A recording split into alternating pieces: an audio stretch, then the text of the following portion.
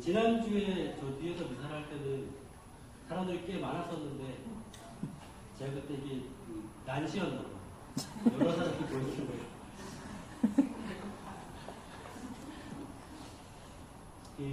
오늘 바울 사도께서 하시는 말씀이 우리들이 하고 있는 이 원전 반대 미사에 우리들의 어떤 행동 방식의 이야기를 딱 해준다고 봅니다. 육의 행실은 자명합니다.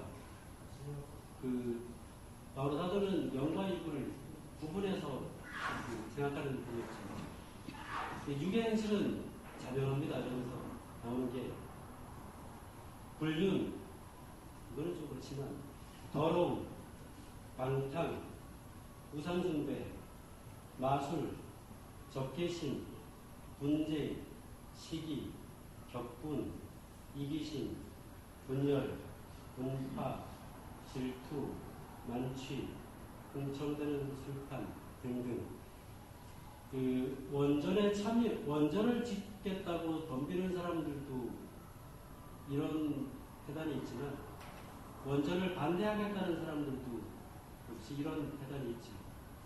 우리가 원전을 반대하는 근본적인 이유는 사람의 본래 모습대로, 하늘 위의 모상인 그 모습 그대로 살아가고자 하기 때문인데, 원전을 반대하면서 원전을 짓겠다는 사람들을 미워하고 증오하고 또 더러워하고, 그래서 내 자신이 더러워지죠. 또 방탕스러워하고 우상숭배 등등 이런 것들을 여기 시기, 격분, 분열, 분파, 이거는 원전 반대하는 사람들에게서 가장 많이 나타나는 모습입니다. 이게 우리들이 지양해야 될 모습이지. 그러니까 원전을 반대한다고 하면서 원전을 짓겠다는 사람들을 미워하고 욕하고 비방하고 그러면 똑같은 사람이 되는 거죠. 우리 옛날 속담에 아주 멋진 속담이 있습니다. 똥 걷어차면 내 발도 더러워지는 거죠. 원전 반대하는 사람들 걷어찬다고 차봐야 내 발도 더러워지는 거예요. 원전 반대하는, 원전을 짓겠다는 사람들을 이해하고 또 받아들이고 왜 그런 생각을 하는지 이해하려고 하고, 그 다음에 그냥 우리들이 나아갈 그 행동 방식이 정해집니다. 그 행동 방식은 성령의 열매죠. 사랑, 기쁨, 평화. 원전을 짓겠다는 사람들을, 계약을, 소화를 욕하면서 내 마음이 평화로울 수 있다면 한번 해볼 수도 있겠죠. 근데 남이 계약들인데 내 마음이 평화롭다면 내가 계약이 되겠죠. 그런 거가 있습니다. 그래서 이런 부분에 있어서 우리의 행동 방식을 분명히 정해야 한다고 생각합니다. 남들 미워하면서 우리가 원전을 반대하는 건 그야말로 모성이죠. 그리고 우리 자신도 원전을 반대할 때는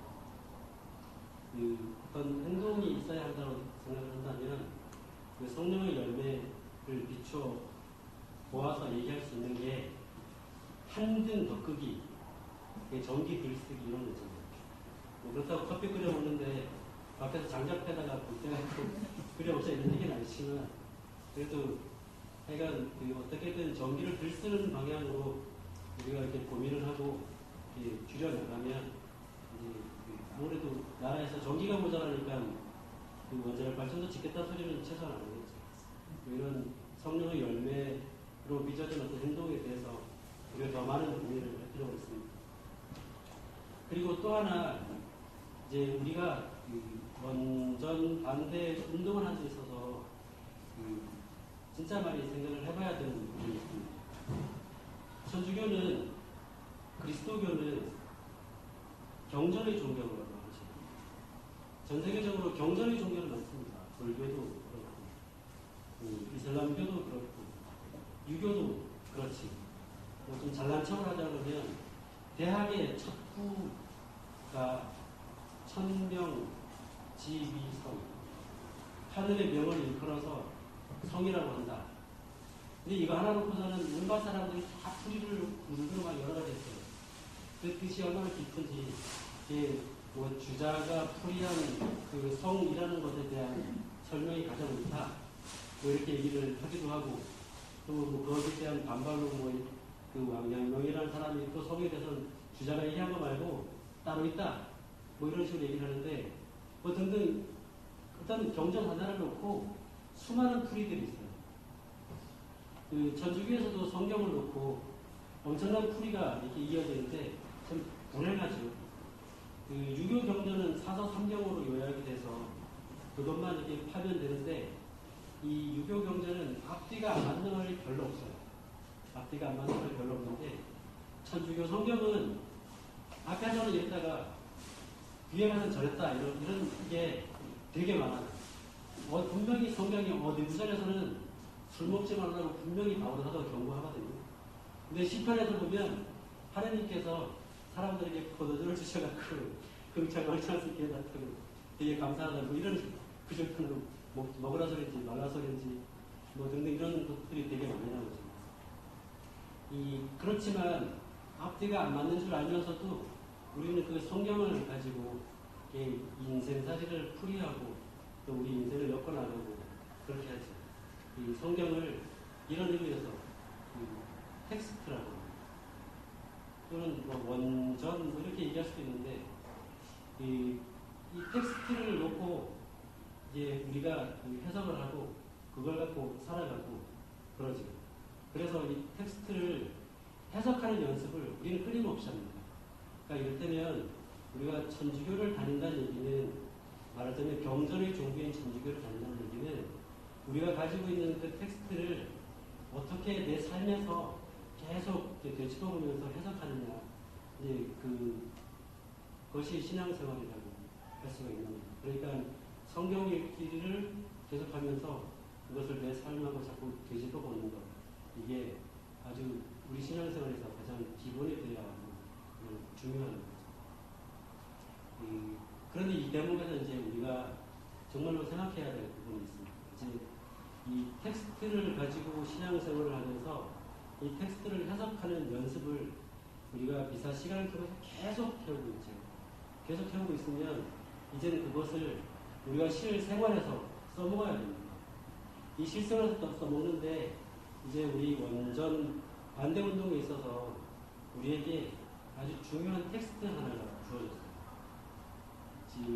10월 9일에 주민투표가 있었죠. 주민투표의 결과에서 나온 텍스트가 뭐냐면 그 전체 주민 중에 60몇 프로가 선거인으로 등록을 했고 그 중에 60몇 프로가 투표를 했으며 그 중에 15%인가가 원전을 찬성하고 85%가 반대했다. 이게 텍스트입니다. 이게 우리들에게는 원자력 발전소가 들어오는 걸 반대하는 우리들에게는 이게 텍스트가 돼야겠죠. 그런데 제가 사실은 이 정세를 잘 모르고 있기 때문에 더 구체적인 예를 들기는 어렵지만 뉴스를 보니까 이 결과를 놓고 이미 저쪽에서는 이 텍스트를 놓고 원전을 찬성하는 사람 쪽에서는 벌써 행동에 들어갔어요. 만약에 정부에서 원전을 지체한다면 손해배상 청구에 들어가겠다. 벌써 이런 행동이 들어갔는데 이 원전을 반대하는 사람들 입장에서는 이 텍스트를 놓고 아직 해석도 안 하고 있어서 오다가 다리빨에 보면 10월 9일 주민투표 선착 동자도 안다. 이거 아직도 붙어있죠. 교체가 안 되고 있어요. 그러니까는 거기에 대한 어떤 이야기들이 해석들이 나오지 않고 있죠. 이래가지고는 텍스트가 번역이 안 되니까 우리가 할 수 있는 행동은 제한될 수밖에 없는 거예요. 일을 하자고 한다면 그런 텍스트가 나오면 그걸 어떻게 번역하고 어떻게 활용하고 하는 그런 것들을 계속 얘기를 해야 된다는 거죠. 얘 꼭 이런 집행부가 돼서 일을 하는 사람들뿐만 아니라 다른 사람들도 이야기가 되어야 된다는 거죠. 이게 우리 같은 신앙인들 단위에서 움직인다 그러면 신앙인들 사이에서도 85%가 갖는 신앙적인 의미 생각해 볼 수 있겠죠. 그런 것들을 계속 생각해 보면 좋겠습니다. 우리에게는 지금 새로운 텍스트가 주어졌고 그것을 해석하는 것. 지금까지 미사를 통해서 텍스트를 해석하는 연습을 지금까지 해왔으니까 이제 우리에게 주어진 그 실제 생활에서의 텍스트를 해석하는 연습을 지금까지 해온 연습을 그대로 실전에 적용해 보면 좋겠습니다. 좋을 뿐만 아니라 이제는 그래야 하지.